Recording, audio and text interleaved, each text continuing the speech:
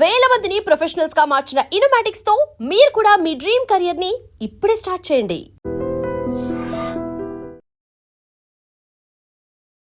నమస్తే, నేను Kavitha. Welcome to I dream news and నిజాలు.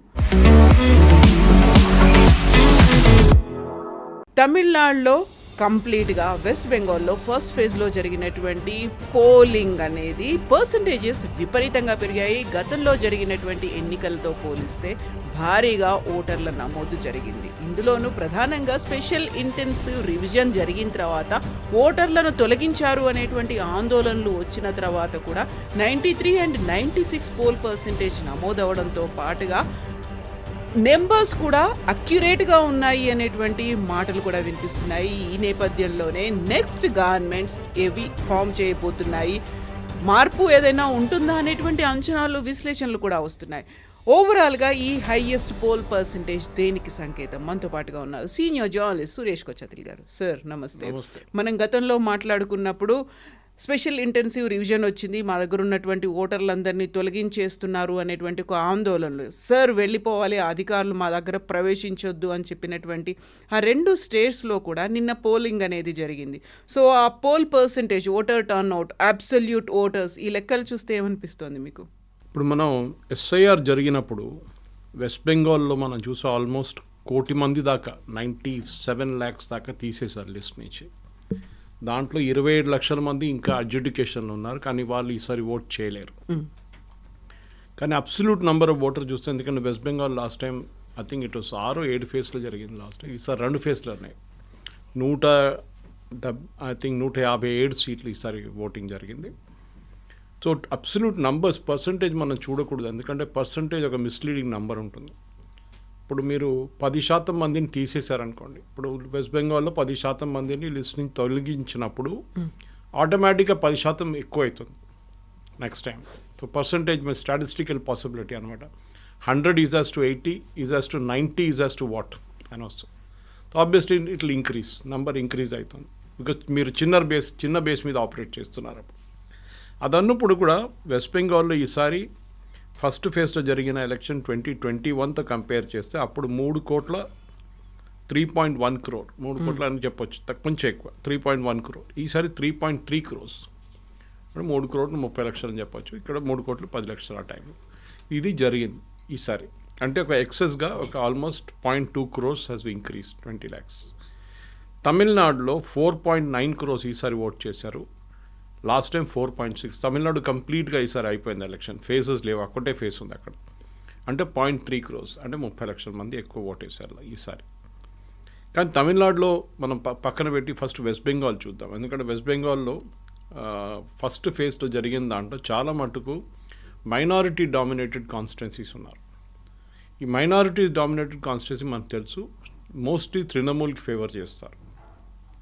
వెస్ట్ బెంగాల్ హిస్టరీ ఎలక్షన్ చూస్తే కూడా మమతా బెనర్జీ ఏ రోజు కాంగ్రెస్ నుంచి బయటకు వచ్చి తృణమూల్ కాంగ్రెస్ ఫామ్ చేసిందో, ఆమె ఫస్ట్ ఏమి ఉండే అంటే వెస్ట్ బెంగాల్లో ఉన్న సిపిఎం వాళ్ళ ఓట్ తీసుకెళ్ళిపోవాలని ఆమె సరిగా కష్టపడేది 10 సంవత్సరాలు. 2001 నుంచి షీ రియలీ వర్క్డ్ హార్డ్. 2011 వచ్చిన దాకా ఆమె కొంచెం రిజల్ట్ రావడం మొదలుపెట్టింది. తో ఫస్ట్ కమ్యూనిస్ట్ పార్టీ ఓట్లు, తర్వాత కాంగ్రెస్ ఓట్లు తీసుకెళ్ళిపోయారు. తో మమతా బెనర్జీ 2011, 2016, 2021 3 సార్లు గెలిచింది ఆమె. ఆమె ఓట్ పర్సంటేజ్ మీరు చూస్తే తృణమూల్ కాంగ్రెస్ది 40-41%, 40-41 ఇదే ఉంటుంది, ఎప్పుడు మార్చలేదు. అదే టైంలో బీజేపీ 2011లో వాళ్ళు 10% ఉండే వాళ్ళ ఓట్ పర్సంటేజ్, 10%. అంటే మిగతా 30 ఆల్మోస్ట్ 20-25% కమ్యూనిస్ట్ అండ్ కాంగ్రెస్ వాళ్ళ దగ్గర ఉండే. ఇది మమతా బెనర్జీ తీసుకెళ్ళిన తర్వాత కూడా, మమతా బెనర్జీ 40% తీసుకెళ్ళిన తర్వాత కూడా కాంగ్రెస్ కమ్యూనిస్ట్ వాళ్ళు 2016 ఎలక్షన్లో వాళ్ళు కొంచెం మెయింటైన్ చేసుకున్నారు, 2011లో కూడా మెయింటైన్ చేసుకున్నారు. కానీ 2016కి వచ్చేదాకా బీజేపీ వాళ్ళ గ్రాఫ్ క్లైంబ్ చేయడం మొదలుపెట్టింది. ఫస్ట్ బీజేపీ ఏం చేశారంటే ఈ కమ్యూనిస్ట్ వాళ్ళది కాంగ్రెస్ వాళ్ళు ఓట్ అంతా తీసుకెళ్ళిపోయారు. అంటే యాంటీ మమతా బెనర్జీ ఓట్స్, సిపిఎంలో ఉన్నది మమతాకి వెళ్ళలేని ఓట్స్ బీజేపీకి వచ్చేసింది. అప్పుడే మీకు తెలిసిపోతుంది కమ్యూనిస్ట్ పార్టీ వాళ్ళ లాయల్టీ అంతా చాలా థిన్గా ఉండేదనేది. మీరు ఇదే కంపారిజన్ కేరళతో చేస్తే అక్కడ కమ్యూనిస్ట్ పార్టీ అంటే ఫ్యామిలీ ఓట్ వేస్తారు. అంటే వాళ్ళ గ్రాండ్ ఫాదర్ కొడుకు లేకుంటే కూతురు అట్లా కంటిన్యూస్ ఉంటుంది అనమాట. అమ్మగారు కూడా ఉండొచ్చు నడుమి. యాక్చువల్గా రాజకీయాల్లో ఆ లెగసీ అనేది ఉంటుంది, ఓటర్లలో కూడా అదే కంటిన్యూ అవుతుంది, లాయల్టీ అంటారు అది. మీరు బిలీవ్ చేయరు, కేరళలో కొన్ని గ్రామాలు ఉన్నాయి, అక్కడ ఆల్మోస్ట్ 2016 దాకా బీజేపీ క్యాండిడేట్ కూడా అక్కడ నామినేషన్ కూడా వేయలేరు, అట్లాంటి పరిస్థితి ఉంటాయి. అక్కడ రాసి పెడతారు కమ్యూనిస్ట్ విలేజ్ ఇది, ఓకే, ఎక్కడ మీరు రాకూడదు అంతే. మీరు వెళ్ళి ఓటేస్తే, మీరు వెళ్ళి నామినేషన్ కూడా వేస్తే మీకు కాలు చేతులు ఉండవు, అట్లాంటి పరిస్థితి ఉంటుంది, చంపేస్తారు అది. ఆ పరిస్థితి నుంచి ఇప్పుడు చూడండి బీజేపీ ఈవెన్ కണ്ണూరు లాంటి ప్లేస్ కూడా వాళ్ళు కొన్ని పంచాయత్ సీట్లు, మున్సిపల్ సీట్లు గెలిచారు వాళ్ళు, అంత స్ట్రాంగ్ హోల్డ్ అనమాట. కానీ కేరళలో ఆ డైల్యూషన్ జరగట్లేదు ఎక్కువ. ఇప్పుడు కూడా చాలా మటుకు కమ్యూనిస్ట్ పార్టీలో ఉన్న వాళ్ళు ఇంకా కమ్యూనిస్ట్ పార్టీలో ఉన్నారు అక్కడ. దానికోసం కమ్యూనిస్ట్ పార్టీ కాంగ్రెస్ అంటే ఎల్డీఎఫ్ యూడీఎఫ్ అని గెలుచుకుంటూ వస్తారు అక్కడ. కానీ వెస్ట్ బెంగాల్లో కంప్లీట్గా వైప్అవుట్ అయిపోయారు. ఇప్పుడు కమ్యూనిస్ట్ పార్టీ అనే పార్టీ లేదు. ఇన్ఫ్యాక్ట్ నిన్న రాహుల్ గాంధీ గారి స్పీచ్ చూస్తే లాస్ట్లో ఆయన ఒక స్టేట్మెంట్ కూడా ఇచ్చారు, కావాలని చెప్పి టీఎంసీ మమ్మల్ని బయటికి తోసేయడానికి, సిపిఎం బయటికి తోసేయడానికి మమ్మల్ని వాళ్ళ ఓట్లంతా బీజేపీకి ఇచ్చేస్తున్నారు అని. అది కాదు యాక్చువల్లీ. సిద్ధార్థ శంకర్ రే, డాక్టర్ బీసీ రావు ఇట్లాంటి పెద్ద పెద్ద నేతలు ఉన్న కాంగ్రెస్ పార్టీ ఇవాళ వెస్ట్ బెంగాల్లో జీరో అయిపోయారు. ఫస్ట్ కమ్యూనిస్ట్ వాళ్ళు తీసుకెళ్ళిపోయారు మొత్తం ఓట్లు వాళ్ళది. అప్పుడు కూడా కొంచెం వాళ్ళు ఒక 10% దాకా వాళ్ళ దగ్గర ఉండే, మోస్ట్లీ ముస్లిం ఓట్ బ్యాంక్. ఈసారి కూడా ముస్లిం ఓట్ బ్యాంక్ మమతా బెనర్జీతోనే వెళ్తున్నారు.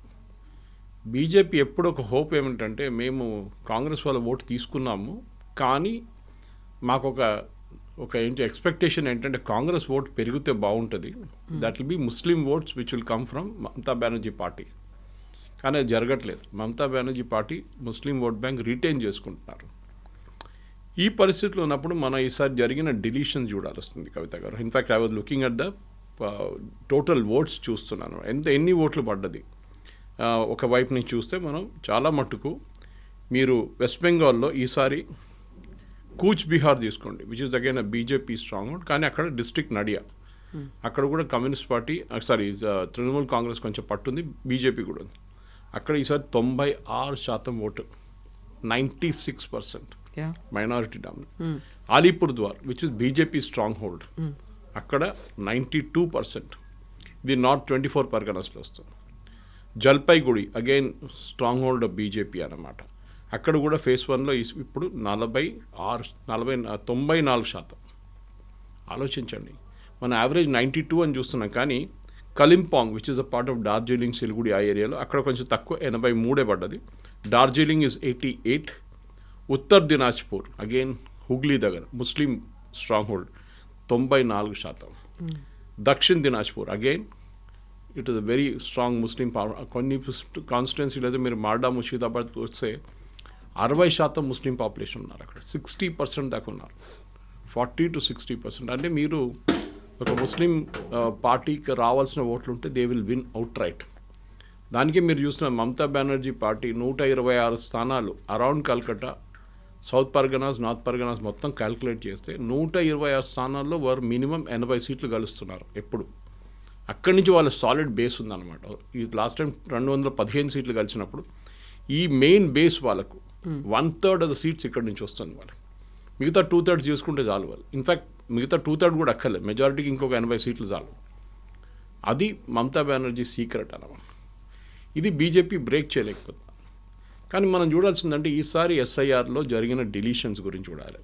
ఎందుకంటే లాస్ట్ టైం మనం ఈ కాన్స్టిట్యున్సీలు అన్నీ చూస్తే టోటల్ ఓట్స్ పడ్డది ఎంత అని చూస్తే బీజేపీకి లాస్ట్ టైం 38% ఓట్లు పడ్డది, 38.15.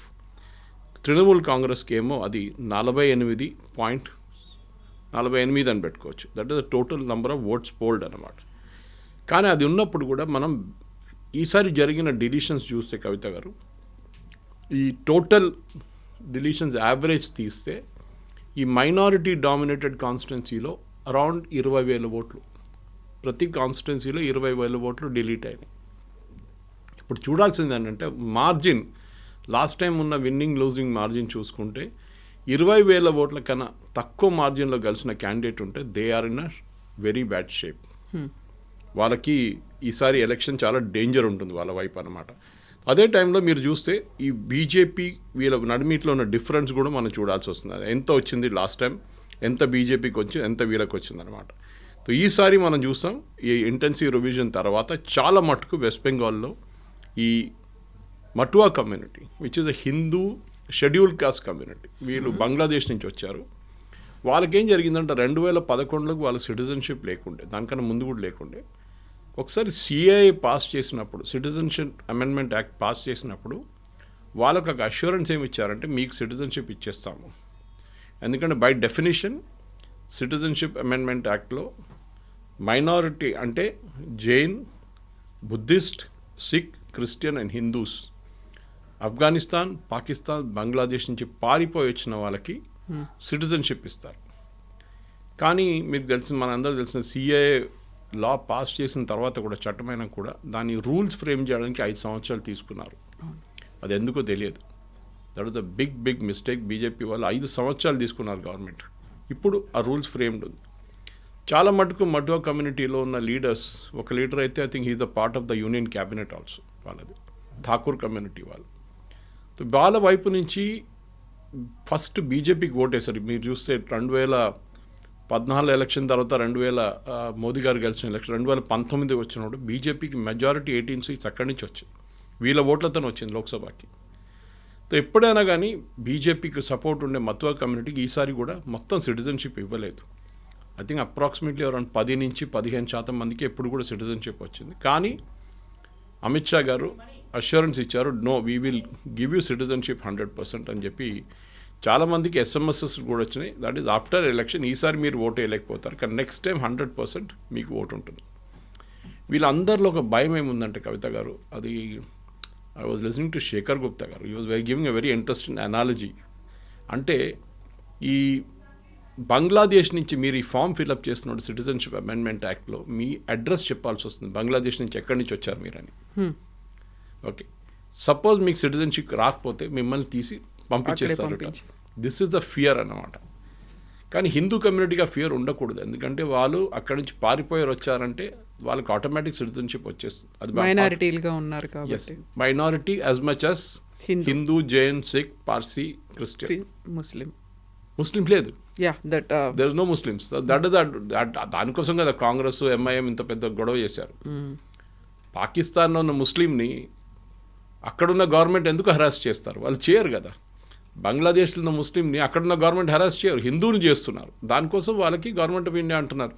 ఇన్ఫ్యాక్ట్ ఫస్ట్ టైం ఈ కాన్సెప్ట్ ప్రపోజ్ చేసింది మోహన్ దాస్ కరమ్చంద్ గాంధీ. ఆయన ఇండిపెండెన్స్ టైంలో ఒక అష్యూరెన్స్ ఇచ్చారు దట్ హిందువులు ఎక్కడికి వెళ్తారు, పాకిస్తాన్లో ఉన్న హిందువులు, ఈస్ట్ పాకిస్తాన్లో ఉన్న హిందువులు, ఆఫ్ఘనిస్తాన్లో హిందువులు ఎక్కడికి వెళ్తారు? వాళ్ళు మన దేశంకి వస్తారు కదా, ఇంకెక్కడ వెళ్తారు? వాళ్ళు యూరోప్కి వెళ్ళలేరు, సౌదీ అరేబియాకి వెళ్ళలేరు, వాళ్ళు అమెరికాకి వెళ్ళలేరు. వాళ్ళు రావాలంటే భారతదేశానికి రావాలి. So we should always be prepare to receive them అని చెప్పింది మనిషి మోహన్ దాస్ కరమ్చంద్ గాంధీ. కానీ దాని తర్వాత ఇప్పుడు ఈ సిఏ గొడవలోనే మతువా కమ్యూనిటీ వాళ్ళు చాలా మటుకు స్ప్లిట్ అయిపోయారు. కొంతమంది టీఎంసీకి వెళ్ళి ఓటేస్తారు లాస్ట్ టైం. కానీ ఈసారి ఏం జరుగుతుందో మనకు తెలియదు. ఇన్ఫ్యాక్ట్ చాలా మటుకు డిలీషన్ మటో కమ్యూనిటీ వైపు నుంచి కూడా జరిగింది హిందువుల్లో. So it's not just Muslim minority క్యాండిడేట్స్ని డిలీట్ చేశారు, ఈవెన్ హిందూ క్యాండిడేట్స్ కూడా డిలీట్ చేశారు. ఇప్పుడు ఈ టీఎంసీ వాళ్ళకి ప్రాబ్లం ఏంటంటే ఈ మైనారిటీ కాన్స్టిట్యున్సీలో డిలీషన్స్ తర్వాత మీరు చెప్పినట్టు 93-94% ఓటు పడ్డది. అక్కడ కూడా అందరు వచ్చి ఓటు వేస్తారా, లేకుంటే హిందువులు అక్కడ కొంచెం ఏం చెప్తారు, ఒక డివిజన్ ఆఫ్ ఓట్స్ జరిగింది. ఓకే, దట్ ఈస్ హిందువులు సపరేట్, ముస్లిమ్స్ సపరేట్ అని చెప్పి ఒక కాన్సెప్ట్ అక్కడ వచ్చేస్తుంది. దాంతోపాటు అక్కడ కూడా ఓట్లు పడ్డదా లేదా అని ఈసారి చూసుకోవాలన్నమాట. అది ఉంటే, ఎందుకంటే ఇదంతా it requires real scientific calculation. Exactly. And on the ground Mamata Banerjee is a fighter, దాంట్లో డౌట్ లేదు. ఆమె మీరు 2001 నుంచి కూడా చూడండి, ఆమె యాటిట్యూడ్ అది ఉంటుంది. గ్రౌండ్ లెవెల్లో దిగి ఆమె ఫైట్ చేస్తుంది. కానీ ఆమె వ్యతిరేకంగా లాస్ట్ 3 టర్మ్స్ ఆమె సర్వ్ చేసింది, 15 సంవత్సరాల నుంచి పరిపాలిస్తుంది. సో ఆమె వ్యతిరేకత చాలా ఉంది. ఆమె ఆర్జీ కార్ కేసు కానివ్వండి, సందేశ్ ఖాళీ కానివ్వండి, ఇట్లాంటి చాలా మటుకు నెగటివ్ ఒకటి ఉంది. ఆర్జీ కార్లో medical college student, medical college student వాళ్ళ అమ్మ పోటీ చేస్తున్నారు బీజేపీ టికెట్ మీద. సో అట్లాంటి law and order Mamata Banerjee వ్యతిరేకంగా చాలా పెద్ద. కానీ మమతా బెనర్జీ అక్కడ చేస్తున్న వెల్ఫేర్ స్కీమ్స్ మహిళలకి స్పెషలీ అది చాలా మటుకు పనిచేస్తుంది. అది మీరు ప్రతి స్టేట్లో చూస్తున్నారు. నితీష్ కుమార్ గారు బీహార్లో ఇంప్లిమెంట్ చేసినప్పుడు, దేవేందర్ ఫడ్నవీస్ గారు మహారాష్ట్రలో ఇంప్లిమెంట్ చేసినప్పుడు, హర్యానాలో బీజేపీ ఇంప్లిమెంట్ చేసినప్పుడు, ఇది కరెక్ట్ ఎలక్షన్ టైంకి చేశారు, పనికి వచ్చింది. మమతా బెనర్జీ అట్లా కాదు. మమతా బెనర్జీ ఒక 10 సంవత్సరాలు చేసుకుంటూ వస్తుంది. ఇది మనం ఏం చూడాలంటే ఎప్పుడు అడ్వాంటేజ్ ఏంటంటే కవిత గారు, ఒక రూలింగ్ పార్టీకి ఎప్పుడు అడ్వాంటేజ్ ఉంటుంది. వాళ్ళు వేసే డబ్బులు డైరెక్ట్ అకౌంట్లో పడుతుంది. ఇప్పుడు ఫర్ ఎగ్జాంపుల్ మమతా బెనర్జీ 1500 ఇస్తున్నారు ప్రతి మహిళకి, no matter which community. SC ST వాళ్ళకి 200 ఎక్కువ, 1700 ప్రతి నెల. కానీ బీజేపీ ఏమంటారు, మేము 3000 ఇస్తా అంటున్నారు. కానీ దాని ఇంపాక్ట్ ఉండదు, ఎందుకంటే ఆ 3000 అకౌంట్లో పడాలి కదా. వీళ్ళ 1700 1500 ప్రతి నెల పడుతుంది అకౌంట్లో. That is why Maharashtra election మీకు గుర్తుంటుంది, పోస్ట్పోన్ చేశారు. అది చాలా పెద్ద కాన్స్పిరసీ అని చెప్పి కాంగ్రెస్ వాళ్ళు గొడవ కూడా చేశారు. ఆ గ్యాప్లో ఈ స్కీమ్ ఇంట్రడ్యూస్ చేశారు దేవేందర్ ఫడ్నవీస్ గారు, షిండే కలిసి, మహిళలకి ఒక ఫిక్స్డ్ అమౌంట్ పర్ మంత్ ఇవ్వాలని. అది శివరాజ్ సింగ్ చౌహాన్ లడ్కీ బ్యాన్ అక్కడ ఒక స్కీమ్ మధ్యప్రదేశ్లో కూడా లాంచ్ చేశారు. సో ఇట్లాంటి స్కీమ్స్, మహిళలకు ఉన్న స్కీమ్స్ చాలా మట్టుకు పనిచేస్తుంది మమతా బెనర్జీలో. I think that the major crucial bank. ఒక ముస్లిం ఓట్ బ్యాంక్ తర్వాత మహిళల ఓట్ బ్యాంక్ మమతా బెనర్జీకి చాలా పెద్ద ఒక అడ్వాంటేజ్గా ఉంటుంది. అండ్ తమిళనాడులో కూడా 93% పోల్ పర్సంటేజ్ టర్న్అవుట్ అయింది అనుకున్నప్పుడు అక్కడ కీలకంగా ఉన్నటువంటి ఫ్యాక్టర్స్ ఏంటి? మేనిఫెస్టో లాస్ట్ మినిట్లో కూడా మేనిఫెస్టో యాడ్ చేశారు, హామీలు అనేవి ఇస్తూ వచ్చారు. And crucial factor TVK Vijay ఏం చేయబోతున్నాడు, ఎటువైపు ఉన్నారు, నిజంగా నమ్మారా లేదా అనేది. ఒక డ్రెస్ కోడ్ కూడా పెట్టుకున్నారు అనేది విపరీతంగా సోషల్ మీడియాలో వైరల్ అయింది. ఆయనకు సపోర్ట్గా ఫిల్మ్ ఇండస్ట్రీ ఉందా లేదా అనేది చూపించడానికి. తమిళనాడులో మనం చూసాం లాస్ట్ టైం 4.6 కోట్ల ఓట్లు పడితే ఈసారి 4.9 కోట్ల ఓట్లు పడుతుంది. తో న్యాచురల్ ఇట్ ఈస్ హయ్యర్. తమిళనాడులో కూడా ఆల్మోస్ట్ 75 లక్షల మందిని తీసేశారు ఓటర్ రోల్స్ నుంచి.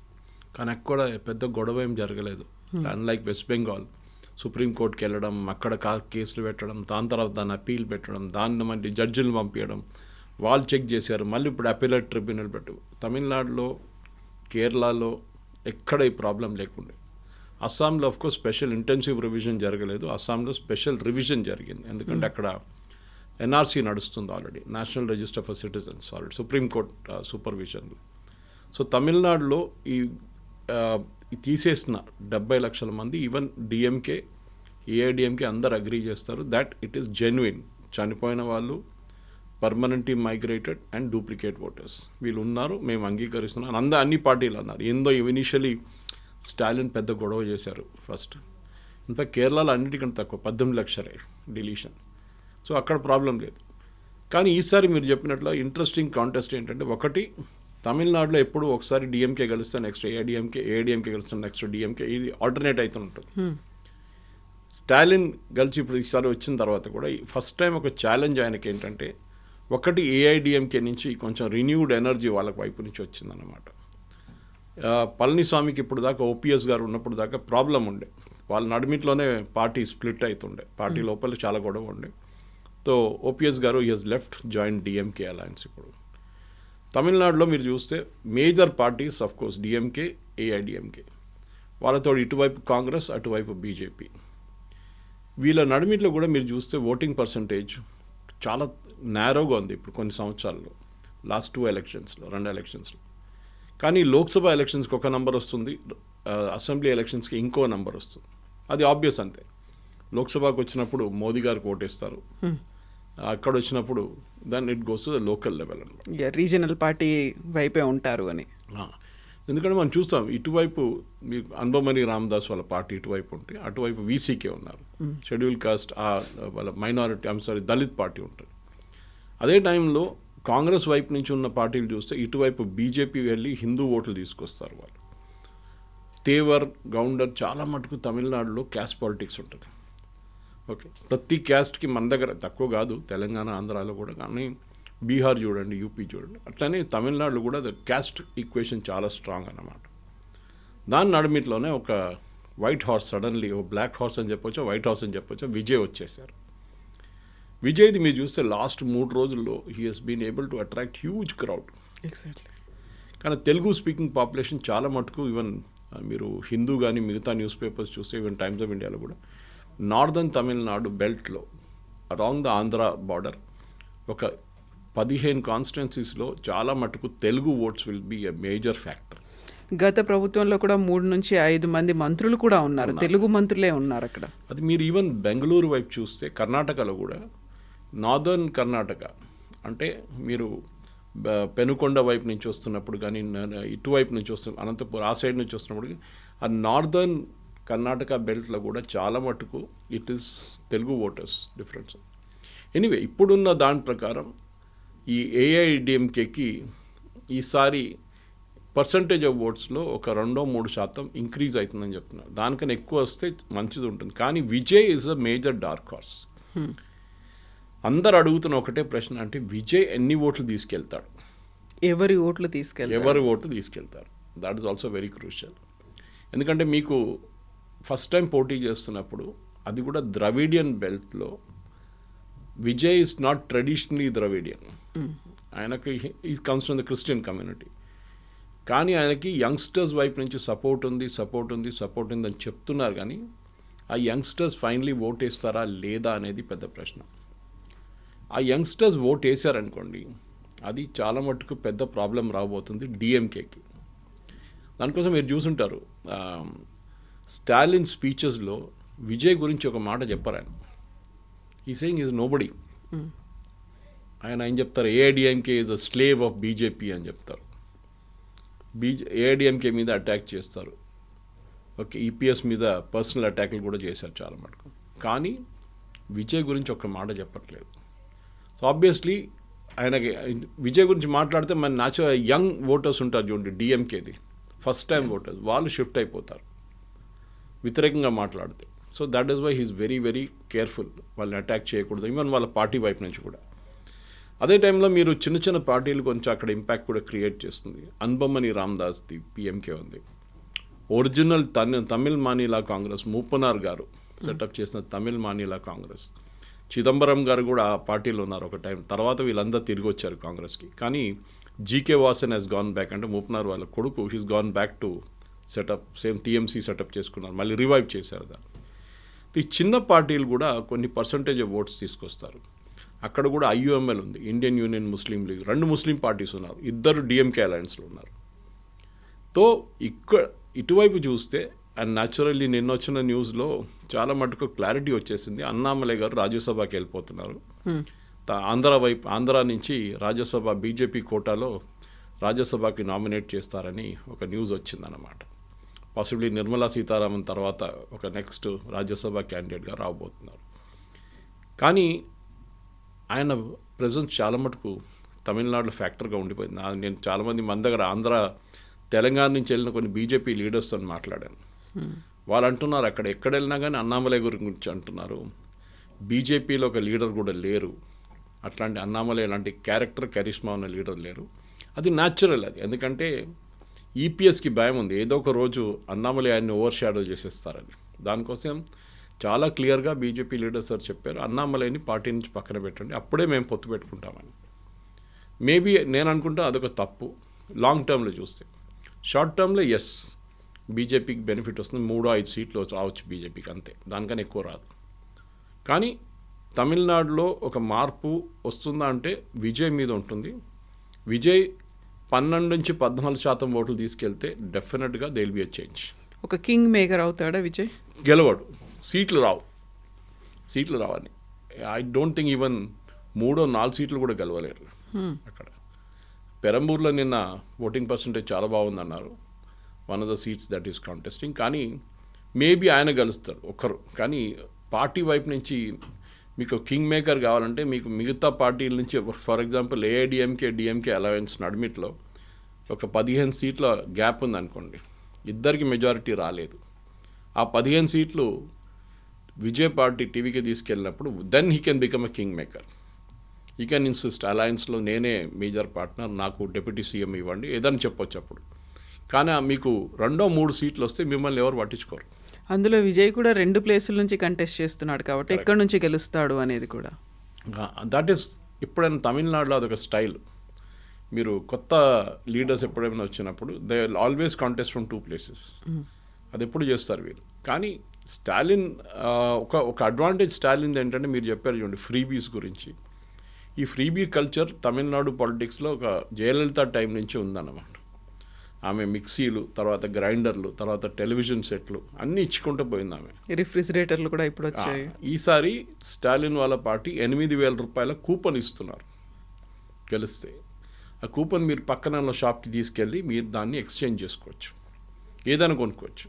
కానీ it is prone to corruption. ఎందుకంటే ఏమవుతుందంటే వీళ్ళు ఆ కూపన్ తీసుకొని ఆ షాప్ ఓనర్తో ఏమో డీల్ చేసుకుంటే ఏం కొనకుండా కూడా వాళ్ళకి డబ్బులు వచ్చేస్తారు. షాప్ కీపర్ ఒక 2,000 రూపాయలు 1,500 పెట్టుకుంటారు. ఇది జరగవచ్చు, పాసిబుల్ ఉంది. కానీ తమిళనాడులో ఫ్రీబీస్ లేకుండా నడవదు, అది చాలా క్లియర్గా ఉంది. At the same time Dravidian politics అక్కడ చాలా మటుకు డామినేట్ చేస్తుంది. మీకు తెలిసింది, మనందరూ తెలిసిందే, స్టాలిన్ కూడా north Indian versus south Indian అని చెప్పి ఆ క్యాంపెయిన్ నడిపించారు. కరెక్ట్ టైంకి ఆయనకి ఉమెన్ రిజర్వేషన్ బిల్ వచ్చింది. దాంతోపాటు ఆ డీలిమిటేషన్ రాబోతుంది. తమిళనాడులో ఉన్న సీట్లు తగ్గిపోతుంది, నార్త్ ఇండియా, యూపీ, బీహార్లో సీట్లు పెరుగుతుందని చెప్పి బ్లాక్ షర్ట్ వేసుకొని ప్రొటెస్ట్ చేశారు, మీరు చూసారు. దీన్ని బ్లాక్ బిల్ అని కూడా అన్నారు ఆయన. సో అదొక టైం. కానీ అది ఫైనల్ ఎలక్షన్లో ఇంపాక్ట్ అవుతుందంటే అంత పెద్ద ఇంపాక్ట్ ఉండదు. ఎందుకంటే కరెక్ట్ టైంగా బిల్లు కూడా లోక్సభలో పాస్ కాలేదు. కానీ point is not that. Point ఏంటంటే తమిళనాడులో మీరు గెలవాలంటే మీరు యాంటీ హిందీ యాటిట్యూడ్ తీసుకోవాలి కంపల్సరీ. అది అన్నాదొరై టైం నుంచి ఉంది. అది ఆ 60s, 70s anti Hindi agitation. అప్పుడు కాంగ్రెసే ఉండే సెంట్రల్ గవర్నమెంట్లో, కాంగ్రెస్ వ్యతిరేకత ఉండే అజిటేషన్. ఒక టైంలో బీజేపీ డిఎంకేలో ఉన్నారు అలయన్స్తో పొత్తుతో, ఇది గుర్తుంటుంది. అట్లాంటి పరిస్థితుల్లో ఇప్పుడు ఈ యాంటీ హిందీ యాటిట్యూడ్ తీసుకొచ్చి మీరు బీహార్ నుంచి, యూపీ నుంచి వాళ్ళ లీడర్స్ని తీసుకొచ్చి తమిళనాడుకు తీసుకొస్తున్నారు. తమిళనాడులో లీడర్ లేరు ఆ బీజేపీకి అని చెప్పి చాలా పెద్ద. కానీ మోదీ గారి ర్యాలీస్ చూస్తే మీరు చాలా బాగా రెస్పాన్స్ వాస్ ట్రెమెండస్, లేదని చెప్పలేము మనం. సరే ఆ క్రౌడ్ అగైన్ ఫైనలీ ఓట్లో ట్రాన్స్లేట్ అవుతారా లేదా, that is a different question again. కానీ కోయంబత్తూర్ లాంటి ప్లేస్లో, ఈరోడ్, సేలం లాంటి ప్లేస్లో పాసిబ్లీ ఇంపాక్ట్ ఉండొచ్చు. కానీ ఓవరాల్ చూస్తే వెస్ట్ బెంగాల్, తమిళనాడులో, అండ్ వెస్ట్ బెంగాల్ ఇంకా మొత్తం కాలేదు కదా, ఇంకా హాఫ్. కానీ వెస్ట్ బెంగాల్ చూడండి, will come back from Tamil Nadu to west Bengal again. నేను క్లోజ్ చేసే ముందు ఒక పాయింట్ చెప్పాలి. అమిత్ షా గారు 15 రోజుల నుంచి వెస్ట్ బెంగాల్ ఉన్నారు, ఇంకొక 5 రోజులు ఉంటారు బహుశా.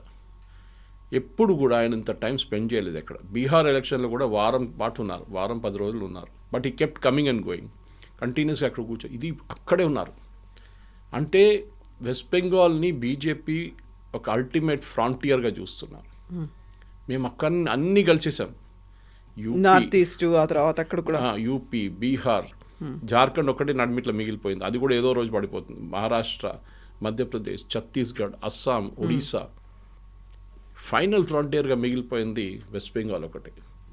అండ్ అక్కడ Mamata Banerjee the principal enemy. కాంగ్రెస్కి, సిపిఎంకి అసలు దర్స్ నో ఛాన్స్ అని చెప్పచ్చు. సో బీజేపీ ఏంటంటే ఇప్పుడైతే వాళ్ళు ప్రిన్సిపల్ ఆపోజిషన్ లీడర్గా ఉన్నారు, 77 సీట్లు వచ్చినాయి లాస్ట్ టైం. కానీ ఇంకా ఈసారి వాళ్ళు 77 నుంచి 120 దాకా తీసుకొస్తారా, అది చూడాల్సింది.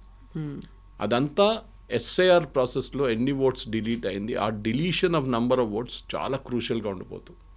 ఈసారి మార్జిన్ ఆఫ్ విక్టరీ నేరో ఉంటుంది. 2,000, 3,000, 2,000, 3,000 నోట్లో అక్కడిక్కడ ఓట్లు మారుతాయి. సో మీకు బహుశా ఒక 10 to 15 రౌండ్స్ మీకు నార్మల్ ఉంటుంది, 20 రౌండ్లు ఉన్న కౌంటింగ్లో. ఆ లాస్ట్ 5 రౌండ్స్ చాలా క్రూషియల్గా ఉండిపోతాం.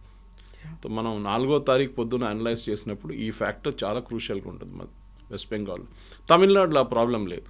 తమిళనాడులో it will go one way or the other way. ఎందుకంటే అక్కడ చాలా క్లియర్, గౌండర్లు ఈ ఏరియాలో ఉన్నారు, వన్యార్స్ ఈ ఏరియాలో ఉన్నారు, చెట్టియార్స్ ఈ ఏరియాలో ఉన్నారు, బ్రాహ్మిన్స్ ఎక్కువ లేరు అనుకోండి, చిన్న కమ్యూనిటీ, దళిత్స్ ఈ ఏరియాలో ఉన్నారు. సో వాళ్ళకి చాలా మటుకు డివిజన్ ఆఫ్ క్యాస్ట్ కమ్యూనిటీ చాలా క్లియర్ అక్కడ. కానీ వెస్ట్ బెంగాల్లో అది కాదు. వెస్ట్ బెంగాల్లో minority and bhadralok and Hindu voters, ఇది 3 సపరేట్ ఉంది.